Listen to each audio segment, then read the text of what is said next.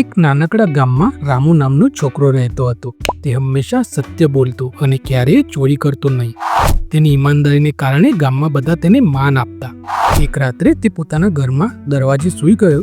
તે જ રાત્રે ગામના કેટલાક લોકો તેની બાજુના ઘરમાંથી સામાન ચોરી રહ્યા હતા. પછી તેમના પગના અવાજથી રામુની આંખ ખુલી અને રામુ તેમની તરફ ગયો. જોયું કે તેઓ ગામના કેટલાક લોકો હતા જે ચોરી કરી રહ્યા હતા. તેઓએ રામુને લાંચ આપવાનું શરૂ કર્યું અને તેને કહ્યું કે આ વાત કોઈને ન કહે.